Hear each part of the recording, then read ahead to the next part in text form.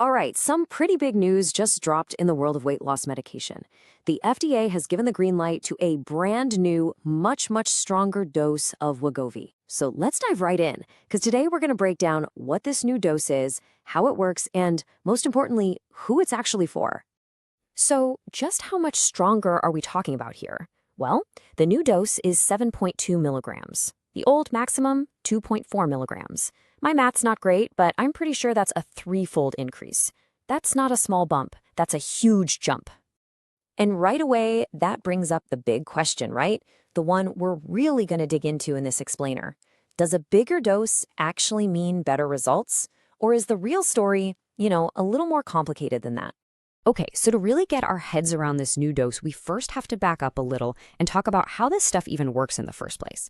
It's not magic, it's all about biology, and it basically has a three-pronged attack. First up, the stomach. It pretty much puts the brakes on digestion. That means food just hangs out longer, which is exactly why you feel fuller for, well, a lot longer. Then, number two, it talks directly to your brain, specifically your hunger control center, the hypothalamus. It basically sends a message saying, hey, we're good down here, you can dial back the appetite. And finally, number three, it helps out your pancreas. It gets it to work smarter, not harder, releasing insulin more effectively to keep your blood sugar stable, which is super important for curbing those cravings. So what does all this have to do with the dose? Well, here's a great way to think about it. Your body has these little parking spots, or receptors, for the drug. And just like a real parking lot, once every single spot is taken, having a bunch more cars driving around looking for a space, well, it doesn't help.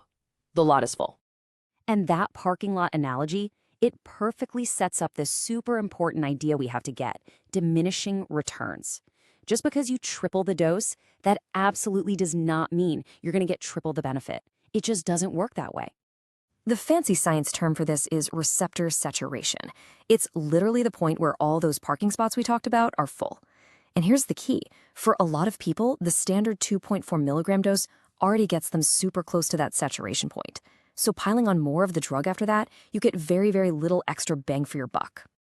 And you can see this concept playing out right here on this chart. That first tall bar, that's the huge benefit you get from that first 2.4 milligrams.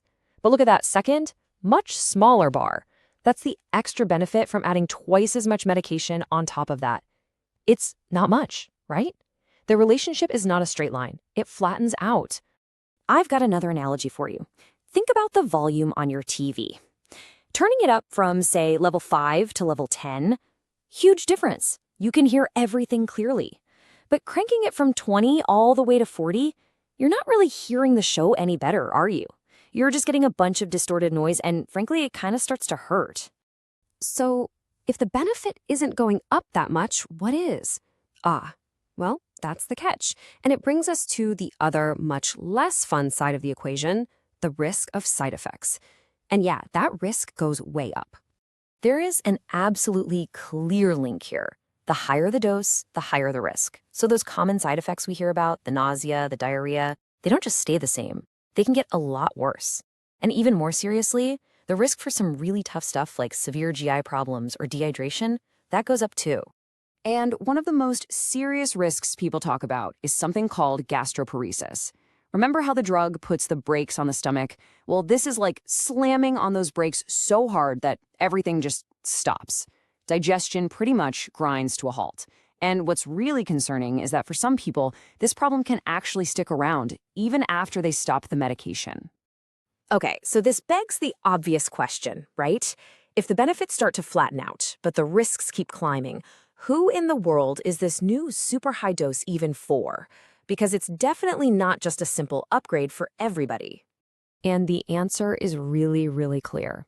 This new dose, it's not for most people. Not even close. The vast majority of patients, something like 85%, they respond well to the standard doses.